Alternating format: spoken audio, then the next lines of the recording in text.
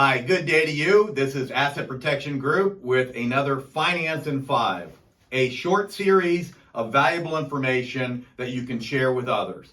Today we're going to be talking about estate planning. And sometimes when people hear that terminology, estate planning, they think that it's some big gorilla that they can't wrap their arms around. And we want to try to make sure that you understand this is a simple process, and we do discuss this as being fiduciary financial planners. Now, we are not attorneys, but we have to understand this stuff well enough so that when someone comes in, we can discuss the basics about them. Number one, I want you to make you feel okay that because Google basically said there's about 63% of us out there that don't even have any estate planning. So please don't feel bad.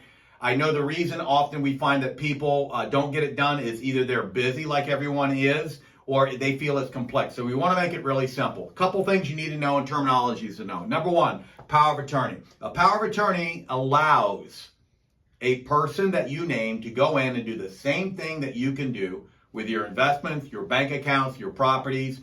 It's a very powerful document that when you're not able to do things financially, you've allowed them to. Then you also have a power of attorney for your health care. And what that says is if you're not able or capable of making decisions regarding your health, then you've decided that there's someone that is going to make those decisions for you.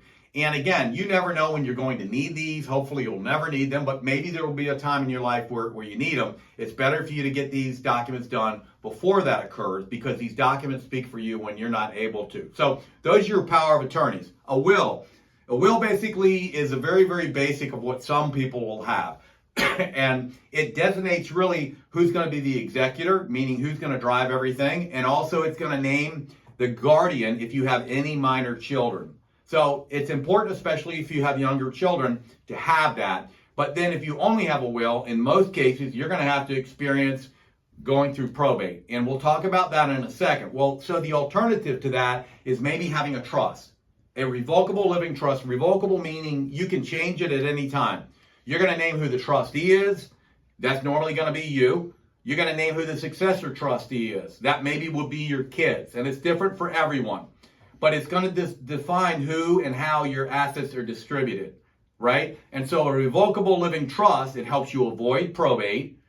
And it also saves time and money because what we're looking to do is efficiently move money to those that you love without them having to relive and go through all these different court proceedings.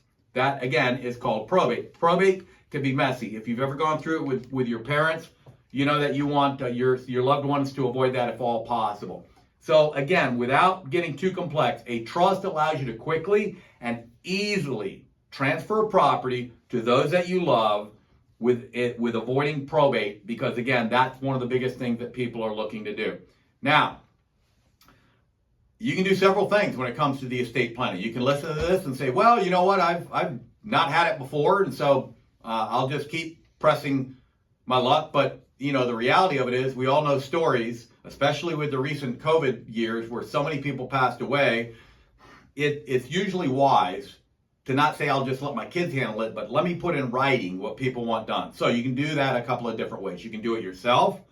And if you do it yourself, you know, in this do-it-yourself world, that's challenge. And the reason being is because these are legal documents that if you don't have them right, they could be worthless. And you don't want then your family to have to deal with this. You can also go to a local attorney. Make sure if you're doing that, you're looking for estate planning and elder law attorneys. Okay, it's a specialized field in the legal. Or you can utilize through our office one of our remote legal services. The reason a lot of people have done that through us, and again, we're not attorneys, but we facilitate getting that done, is that the cost is normally a lot less than what it would be if you go see a local attorney, but it is still with licensed estate planning attorneys. And so I really want to urge you, it's an important part of your financial plan. You know, a lot of you have done your finances and all these other things, but these are documents that make sure that you're going to be okay. If you do have questions, email us, please. Email us at info@assetgroup.us and we will get you answers or let you know a little bit more. You also want to make sure that you coordinate all your assets, meaning that once you get these trusts done, if you do a trust, that you then move ownership in the cases where it makes sense to the trust. Want to make sure that you send us an email as well if you have some suggestions of the next subject that we should cover. And I thank you for those of you that have had suggestions. Subscribe so that we can share more information with you on a timely basis, and share this information with friends. Because as I stated in the beginning, 63% of people out there, people you love, that you care about, don't have these, and we want to try to comfort them and make this possible for them. Good day, and have a great rest of your week.